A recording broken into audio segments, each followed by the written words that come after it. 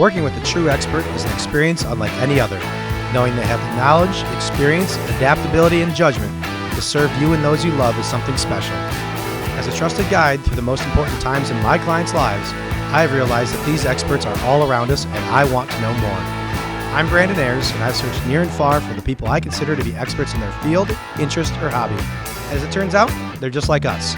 I've invited one of them here today to join me as we take a deep dive into what places them among the true, everyday experts. Welcome to Everyday Experts with Brandon Ayers. I am Brandon Ayers, and welcome to the podcast where we talk with experts I've encountered in my life that I feel you need to hear from. Today, I'm really excited to have my longest friend. I don't want to say oldest Greg, because that, may or may not be true, but my longest friendship. We met, I want to say Ides of March 1994 sounds about right to me. So we've known each other for a minute here. But Greg is a doctor. Dr. Greg King is how you have to regard him, or else he just walks away. He is now a research scientist with NWEA, where he works in the educational world, innovations to our educational system. You're trying to improve learning for students, teachers, community, caretakers, all those things, working with big data from across the country. And I have to say, before we get started, I'm really proud of Greg. He's to say he's come a long way is selling it short. He's done a remarkable job of getting to where he is, to be able to not only be a really good professional, but also a person and father and husband. So I want to say that off the bat, Greg, before we get off. I'm really proud of you, man. You're doing a great job. He's out in Portland, so he wouldn't spring for a plane ticket to sit next to me, but we'll forgive him for that and get started. So I want to kind of start, I always start my podcast with a little bit of small talk. Like if we shared offices next to each other, I just pop in and just say, hey, Greg, you got a second? And what I want to talk to you about here is you're out in Portland. You grew up in Chicago. I know, big Bears fan, Cubs fan, all that stuff when you're growing up. But how do you kind of contrast Portland, Chicago here for beyond what, you might think of when you just think of the two cities off the cuff here? Yeah, so I'm going to say a few things. One is you're only allowed to call me Dr. Greg at the beginning. After this, it's just Greg. And the second is I've since moved roles, so I'm now a manager of our innovation center. So I've moved over to a new position out of our research team, which I'm really excited about. I still have some research stuff I'm doing, but I'm excited about that. So we'll get into that in a little bit. But I have to say, so I love Portland.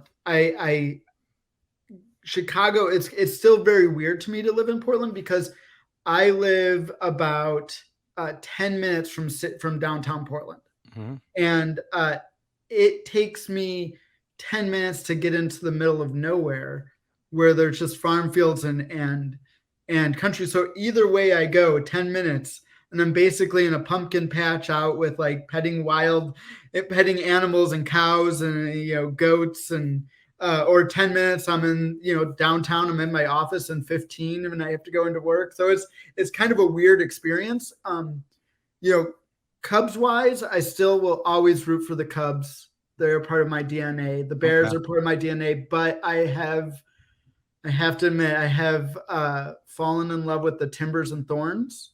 Okay. And in professional soccer. And so, the Chicago teams just don't even hold a candle anymore to the, I can't blame you for that. My soccer and the Trailblazers growing up in the 90s, right? We were privileged to be a part of that Bulls era that won, either you loved them or hate them, right? They were like the New England Patriots of the time, but for basketball, or Golden State Warriors right now. I always liked the Trailblazers because of Clyde the Glide. And now I have really enjoy watching the Trailblazers and being a Trailblazers fan. So my basketball allegiances, I'm still a Bulls fan. If it came between the two of them, I end up rooting for the Trailblazers. So I might end up going for them. But what happens when Damian Lillard leaves you and breaks all your hearts? Well, we have this guy named Shaedon Sharpe and Ant Simmons, and they're pretty incredible. Okay. Josh Hart. I mean, there's lots of lovable players, but I don't think Lillard's going anywhere. I think he's staying. They just signed him to a max contract, so I don't know. I'm pretty cynical with that stuff. yeah, I don't know. He's been loyal to the city, and he has some young talent around him. So But uh, I want to get back to the soccer side of things. I mean, obviously, Chicago Fire. I mean, they're nothing. They don't even have a pulse here, let alone in for you in Portland. But you and I went to the 2010 World Cup in South Africa together, yeah, and then we've also been to some Timbers games out there. And I don't know about I think we've talked about this. I imagine we have. I put the Timbers atmosphere above the World Cup. I yeah. mean, it's above that to me. It's pretty incredible. I mean, it's passion. Women's, men's doesn't matter here. The soccer scene is truly passionate. The Pacific Northwest as a whole. I mean, you go up to Seattle and there's filled with filled with fans. Now they're not that good. It's Yeah, Seattle. yeah, Uh, obviously.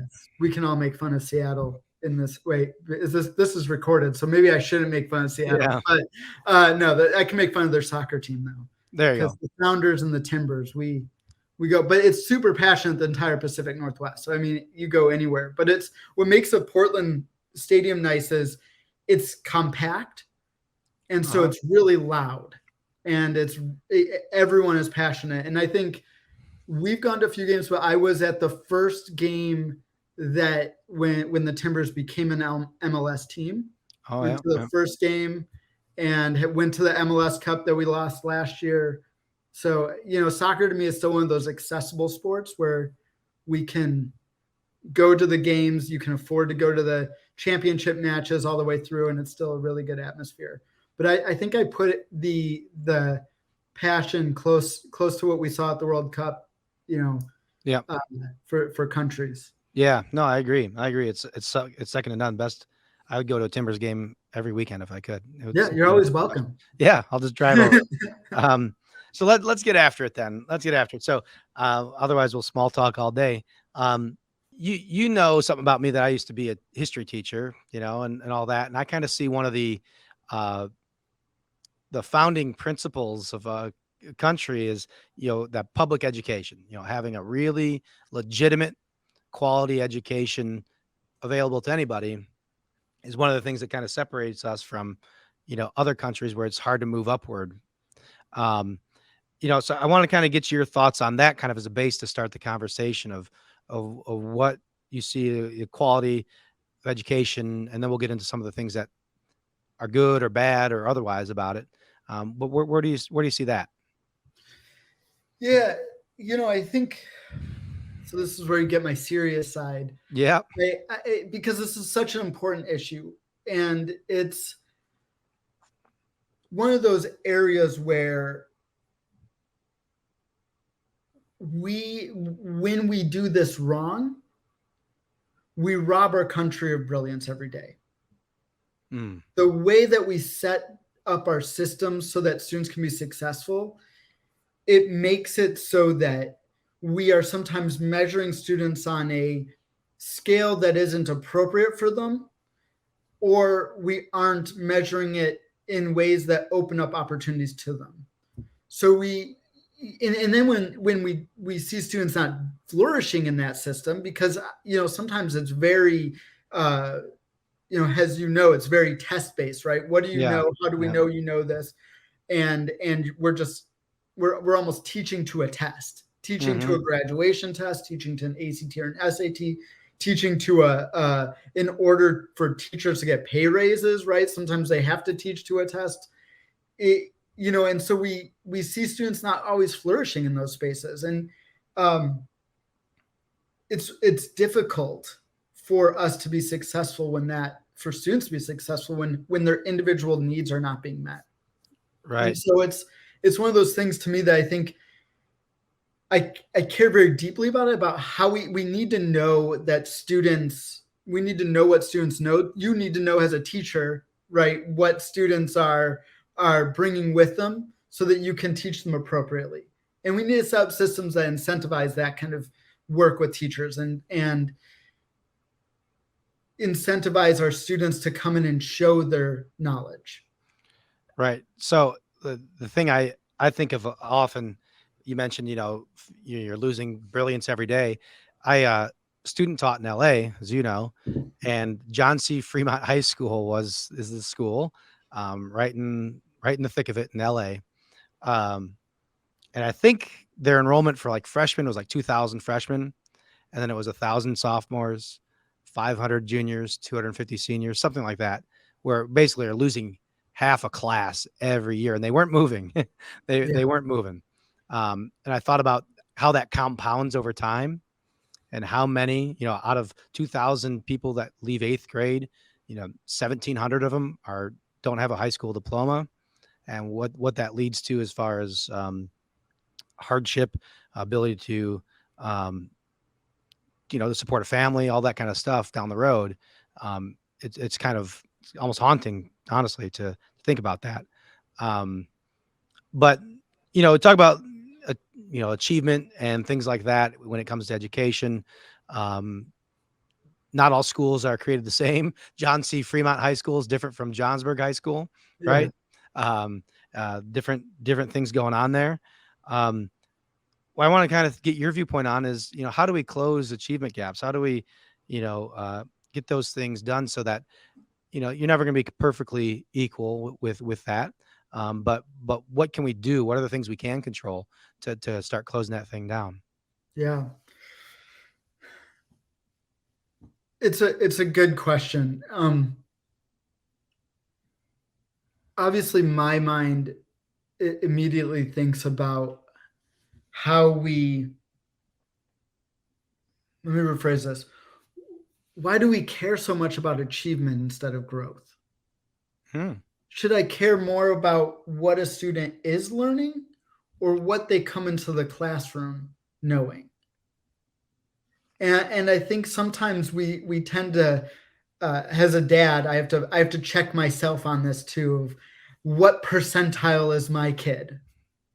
You are so right. I want you to be. I want to show that you're smart, that you're this high achieving, high flying kid. But sometimes I think what that masks is the struggle in learning, the pathways our brains are making as we develop and make connections to the experiences that are around us every day. And if we're going to be serious about closing achievement gaps, what we really, I think, should be focusing on is the idea of growth. What does growth look like over fall to spring term? And what if I'm seeing my kids grow at disproportional rates around topics, but their achievement is only going from the 25th percentile to the 30th percentile? Well, that's a pretty incredible. They grew throughout the year, and so instead of focusing on this idea of achievement, what if we switch the conversation to focus on how do we help students grow consistently and introducing new knowledge to them, introducing things that match the stimuli in their communities. And by doing that, we take some of the pressure off of teachers to get achievement, to care about achievement, and focus really on what the individual student is learning. I think the other thing that strikes to me is something that I've really worked on myself on, but also as we come out of this COVID, I'm sure if you read the education news, right, this past week, Nate or last week, Nate came out with the nation's report card, and we saw achievement is declined across the country, in some places to the lowest levels in the last 20 years. And so we can paint this really bleak picture about education in our country. But when we kind of flip that a little bit, we can talk about the local context and how that matters. So, how do we build local, community based support for education? How do we open doors to show that education is for every single person? And as we look backwards at students' kind of past behavior, how can we incorporate the data that we're collecting? Because now we're a very data rich society, but we're kind of sometimes information poor still. So we may have a lot of information, a lot of data points, but sometimes we're not really great at connecting all those data points to give us a clear set of information on a student, and then create action for that student, create an action plan, an implementation plan for that student to Mm-hmm. help them. And I think what would be really powerful for us is if we're focusing on closing gaps, what we should really be talking about is how do I help that student get to where they want to go? And how do I introduce them to all of their opportunities? So one of the ways that we're talking about doing that is sometimes just language switching from a deficit based of students are low achieving to more of a what are students bringing with them in the classroom that we can leverage to unlock their potential. And how do we do that for each individual student as opposed to clumping students together all the time into low achieving or high achieving? How do Right. we differentiate learning in a classroom without penalizing students who might be on either end of the spectrum and forgetting about the middle? Yep. Right? So we really there's these kind of things that we need to do, but it's contextual, it's local, and it's individual. That makes a lot of sense. I think back to, and this might show where I've been out of the industry for a bit now as an attorney, but I remember obviously no child left behind, right? And it was all, meeting a standard. Boom, here it is. And the complaint that I remember hearing, and I think it's justified, is okay. So, like you mentioned, if we have somebody that comes in to eighth grade at a third grade reading level, and by the time this test rolls around, they're at a sixth grade reading level, right? In 1 year, you made up 3 grades. That's a great achievement, but there's still going to be a fail on that test. There's still, if that's all you're measuring, is meeting here. Um, Yeah. but the thing I wanted to ask you about is when you mentioned the stimuli that they're kind of used to in their community. Now, the first thing I think of is like, are we talking like we're putting a Call of Duty game together to teach them algebra? What do we do? What are we doing here? What if we did? I mean that's my new role is I get to ask those questions like what if we did that? Okay. What if we created games, used what students care about to teach math? Um, there's a study that I saw just the other day that talked about kids that play video games have a higher attention to detail and higher concentration over a course of time than students who don't. There's evidence, right, that sometimes when we put students down for a test, sometimes those students get tired of the test, which shouldn't be a surprise of that to us. So what if we broke it up? What if we changed what if we put a game in the middle of an assessment so that students could refresh their brains, or just stop the assessment and said, hey, stand up, stretch your legs, walk around the room, get some fresh air, go grab a snack, any number Yeah. of things that we can do that help students actually show their learning. Because the goal of education isn't just for us to say, this is what you need to know. It's for us to help you become a lifelong learner. And if you think about my own life, right? So, we've talked about this a little bit, and I'm always comfortable sharing. But coming from essentially foster care, where I had so many things going on when we met. I mean, I was a mess. I think I just didn't have a home. I was moving in, bouncing around homes a lot. I wasn't permanent. I was never stable.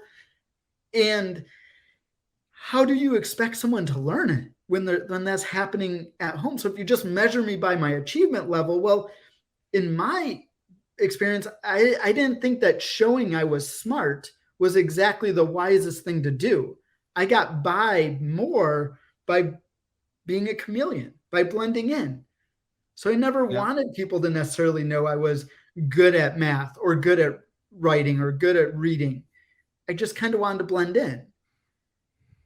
But you can find ways to engage my learning to use that to teach me to be a learner. And then when I'm ready, I now know how to engage those skill sets to learn. And so sometimes what I've seen in data is there will be some flattening in student growth. They'll just kind of be plodding along. And then all of a sudden, something will switch, and you just see their growth just jump. And that's the power of longitudinal data, right? Is that we can see that. We can see over time the students just going, and then boom, they're growing. And their achievement carries with them in that time.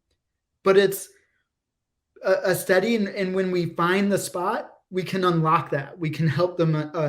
We've been teaching them how to learn the entire time, and then boom, now they're ready. And in fact, we need to do that as a country, because most of the jobs that exist today, students might not even have, because of how technology changes, right? The jobs that they might have probably don't exist yet. And all of us, I mean, you and I, we are consistently learning new things so that we can go on to be successful, to improve the lives of people around us.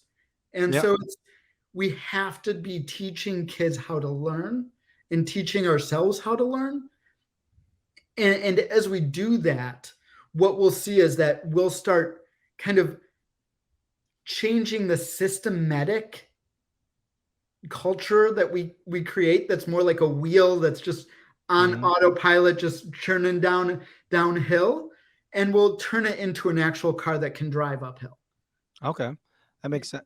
I mean, everything I know, and this is the world you're in every day. But when I was studying for the bar exam, I remember, and obviously, when you get to that level of, you know, um, postgraduate education, you have certain skills when it comes to test taking and all those things, right? That you've learned through the time.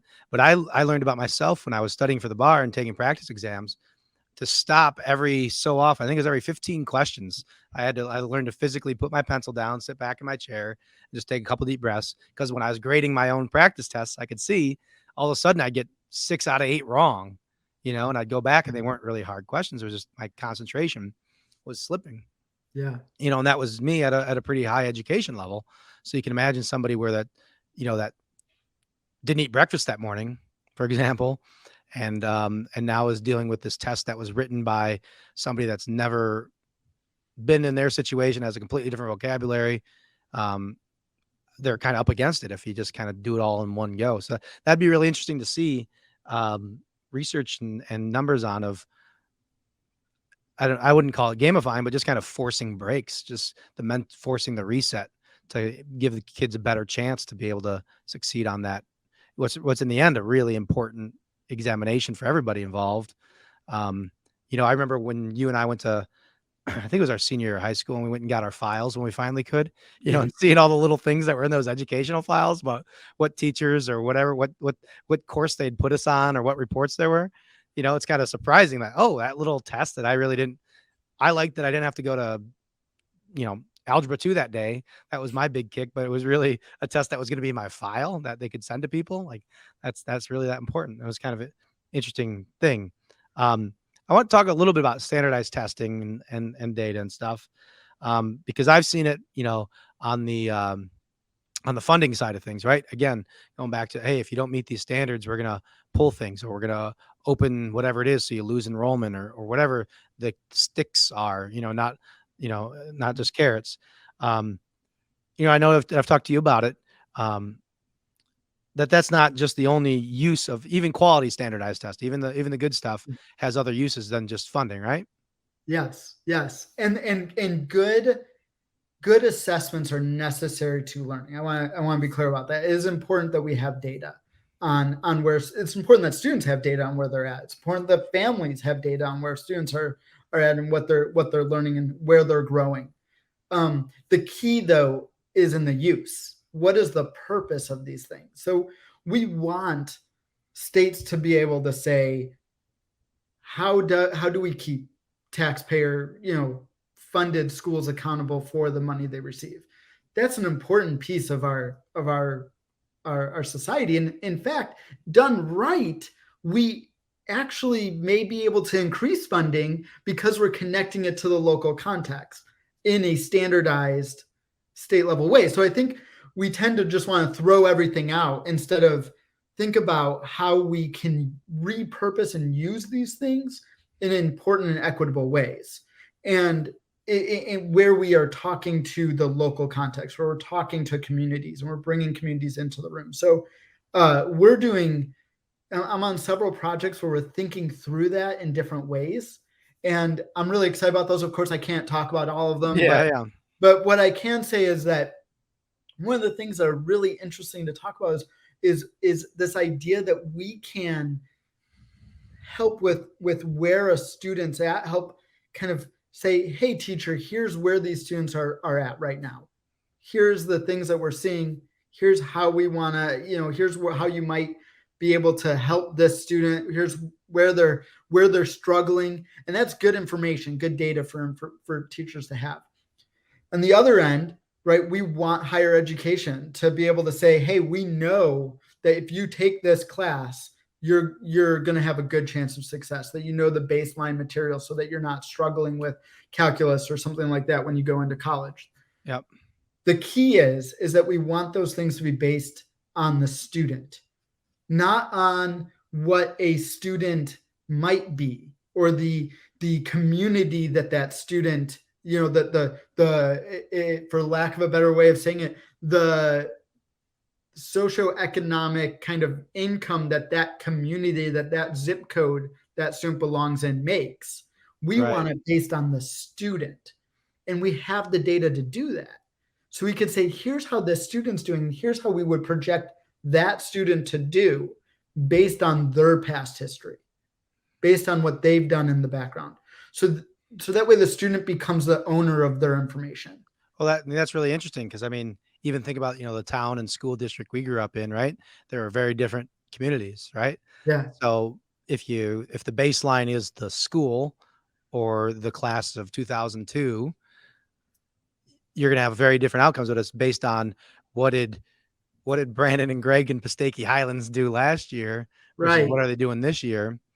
Yeah, Um, that's remember really there's a very clear, and we can get into the as I've gotten older, thinking about the there's this kind of uh, the geographic economic lines that happen, right? So we lived at the like very bottom of the hill, we and did, yeah, like there was a pond and all the mosquitoes, and then all the houses were significantly smaller. Everyone that we were around had much more blue collar jobs. It was very different. And then you go up the hill and the houses are bigger, there's bigger yards, everyone has more that was space. I a mean, steep hill too, by the way. yeah, it was a very steep hill.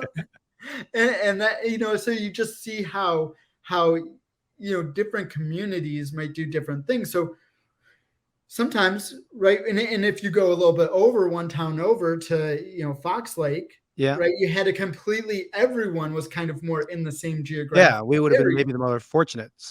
Yeah. Yeah, for some school districts around there. Yeah.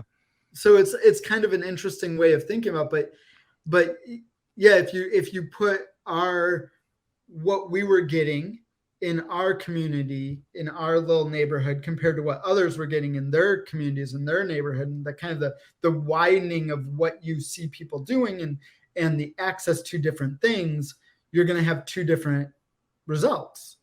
And I still Yep. remember the conversation about when I was going to school, and the conversation about, should I even consider going the college route, Yeah, being tracked for college? And I was like, well, I guess not. Right. And yep. then stop there. Yeah. Well, I mean, yeah, I mean, I don't want to go off on the side of where you've come, but for you, obviously, I remember you went and worked with my mom for a summer, and then, but the thing that stands out to me is the years that you put in at the hotel full time, and then doing the community college part time, and how you've parlayed that now into a PhD. Um, the stats better than I. You got to be in. I don't know how many decimal points to the right of the decimal point you got to be over, but you're a few, I'm sure. Yeah.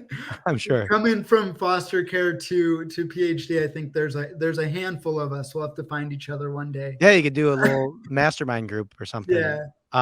Last thing before we get to the end where I wrap up here, but can you just share like a success story, something really cool that you see going on? Because it's easy to get bogged down. And sometimes education to me seems unchangeable. There's all these special interests and all these Yeah. things, and worried about one election in one state all of a sudden changes all the school books for one direction. It's easy to get down about that stuff. Can you share like a little ray of hope or success story? Sure. I could share a few, but I'll try to narrow it down. So one of the things, so as you know, for your listeners, when I started on this journey, I never knew, as most journeys, right? If we're writing a book, you never know where the journey is going to end up, and it No. takes lots of zigzags. It looks like a scribbly line that is completely incomprehensible, and then all of a sudden it kind of exits out. So I always, in my bio, I talk about how I think I failed up just by doing my job. I just kind of showed up places, and people are like, hey, you should do that. And I was like, okay, sounds good. I'll do that. So enrolling in community college, for instance, right, was somebody offered me a job and then said, oh, wait, you need a bachelor's degree in order to get this job. And I said, well, I better go get a degree, because I was working with these folks and I saw what they made and said, if I want to make that, I better go get a degree. And the person told me to contact them when I did it. I never did, because I lost their card. Maybe that would have been better.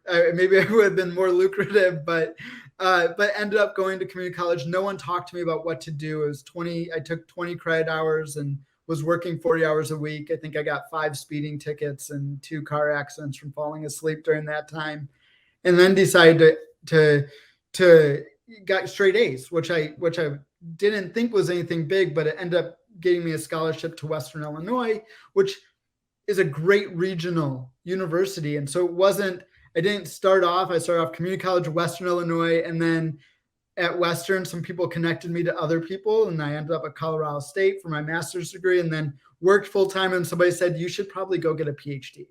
And I was like, no way. And then they were like, no, seriously, go get a PhD. And I said, okay. So I ended up at NC State, and then through that ended up in the role that I've in the organization I am.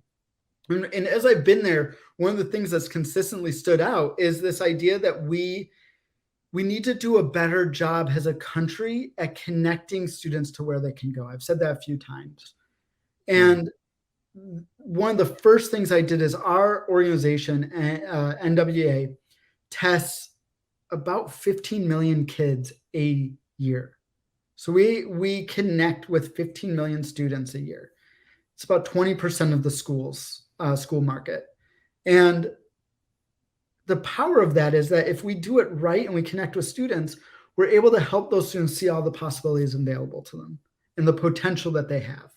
We're able to connect them to open up more doors. And so one of my first things that I did is I said, well, wouldn't it be great if we could take a student's score and help contextualize that with all the universities in the country?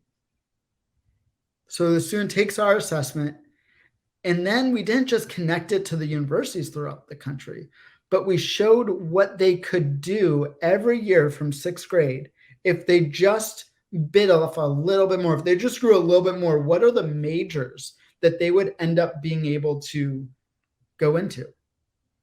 And just a little piece of College Explorer. So I worked with a bunch of people, and we designed a website called Mapping the Road to College. And that Mapping the Road to College, what it does is it tells students based on their income level, based on their, they can do it based on their geography. They can look at all of the colleges that are out there and look at the score that they score on an assessment, and then relate it back to what major they want, how close they are, what they should grow by for the next year, what kind of goal they should set to be, to start getting closer to the national median for that major, and really start diving in. So we worked on this, and then I gave it to some other people, and in Chicago area, one of our partner accounts folks, which are the people that are kind of on the ground in different states, since we can't be everywhere at once, said, as I was giving this out to someone, I was talking to them about it, and this parent came up to me afterwards and said, hey, I just want to make sure I understand this. So you're telling me that my 8th grader is scoring at the median ACT level, a little bit higher than the median ACT level for for students who get into University of Illinois? You're telling me that my student is just as smart as students who go to University of Illinois right now? And the guy was like, yeah, according to, they're actually better. Like, you're looking at, they're at the median, what would be equivalent of the median ACT score for Northwestern. Mm. You know, and the parent just said, so you mean to tell me my kid can do these things? And I get choked up because that is the exact response we want. In that moment, we engaged a family member who, a caretaker who saw their child's future completely differently than they saw their own. Mm-hmm. And by doing that now, that parent, that caretaker now becomes more engaged in their education for their kid. And sorry, I have something in my eye. Sure. That parent now becomes more engaged with the education, becomes more caring. Sorry, man. Of course, becomes more caring in their system, in the system that they're going to, that they're a part of. Yeah, I'm sure. And it changes it. Yeah, it just changed perspective. I remember, whether you see it with people or whatever else, the power of the mindset shift in knowing what's possible. Right. If you can actually, you see the light at the end of the tunnel, you're going to keep walking. But if it's just darkness forever, eventually you'll probably just stop. So it's kind of the same thing. If you can point to something and say, hey, if they just keep going here, here's what it looks like. Yeah. It's beyond the thing that you think might be possible, because that's what was possible for you. People really don't realize, well, just how much the world's changed, so that kids have other possibilities that parents didn't have a generation ago, just from a lot of standpoints, but also how able children are if they're put in the right direction. I remember in LA, for example, one of the semesters I student taught was 6th grade, and the 6th graders came in just like any other 6th grader. If you walked into in South Central and you walked into the 6th grade classroom, you'd think it was any other. And by the end of the year, everything had set in that you think of, for a South Central LA school where failings happen. The kids were completely different, disengaged from education, all that stuff, cynical, starting to get recruited to all these different things. Right. And, and it was such a big shift. And, if in that year, imagine that fall orientation or whatever it is, you could have just told the parents, hey, if they stick with this, here's what they're on track for.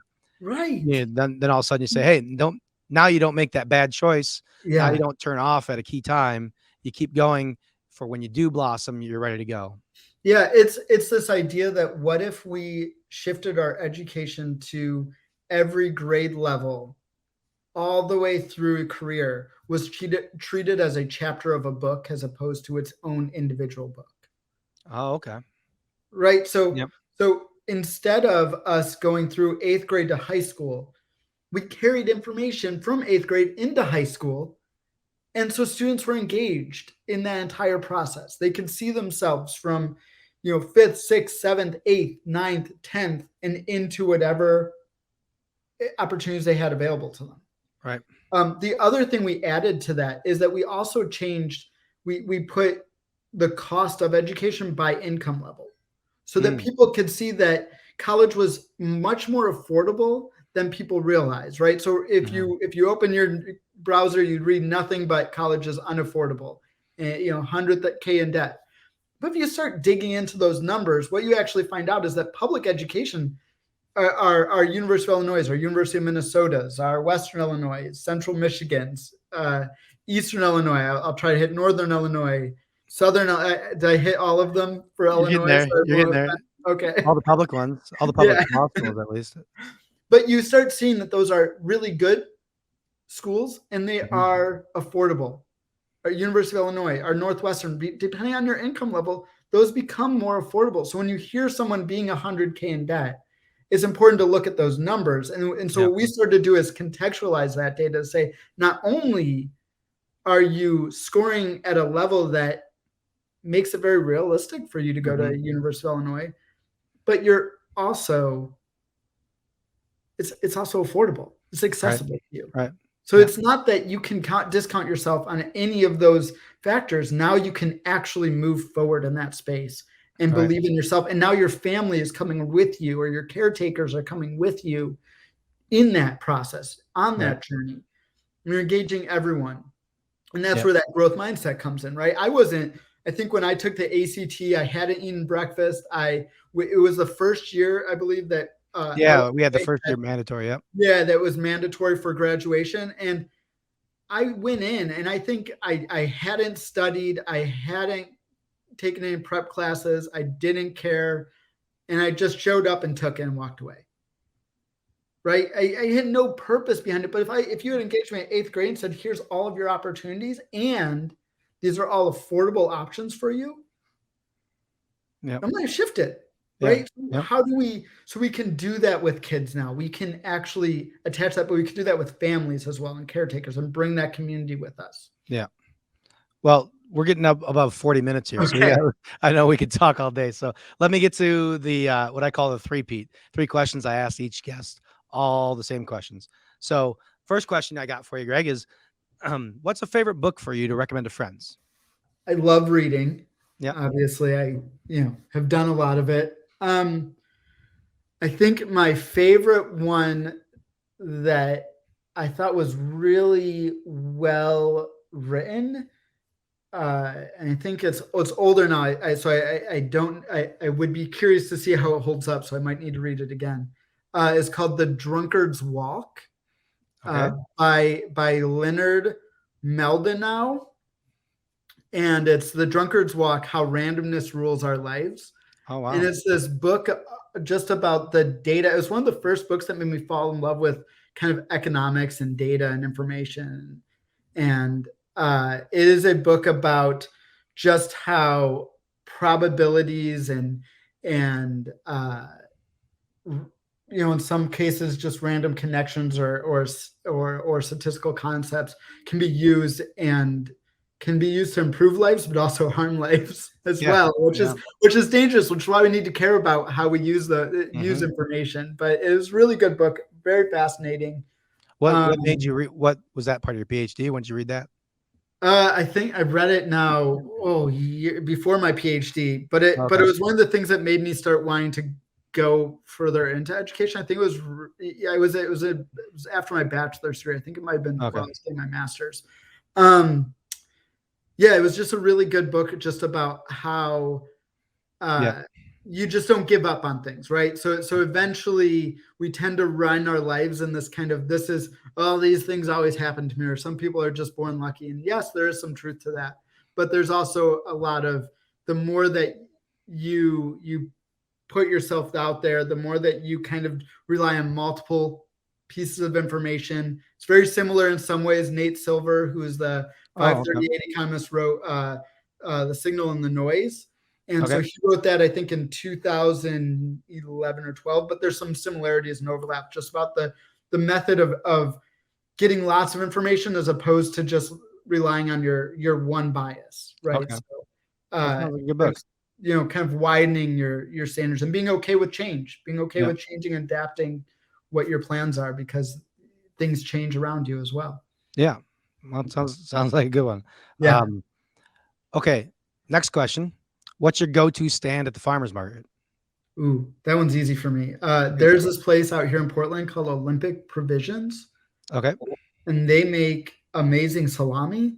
And if you go to the farmer's market here in Portland, we are the land of farmer's markets. Yeah. There is some amazing farmer's markets, but they're at most of the ones that are around me. So now, so it's salami that you get? Salami, yeah, and they just cut them up, and you can take a toothpick and Now, are they flavored, or do you have a go-to? I imagine you're just not getting regular old salami. There's something with. Do you have like a flavor you go to? There's the chorizo one that they have that has just the right mix of spices in it with the salami and the good pepper jack cheese. I like spicy, so the chorizo, and then you go to another farm stand and get some pepper jack cheese, and then I will eat that.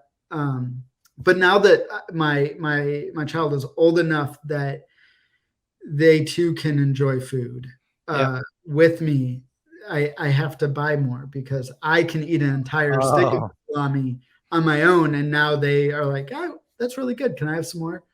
And end up eating a lot of it too. Yeah, you gotta practice your stiff arm when. happens. Or I just eat it late at night, which also After they isn't go the to bed, best. yeah. Isn't the best option when you're eating Yep. something rich and heavy. Yeah, exactly right. All right. So then final question here.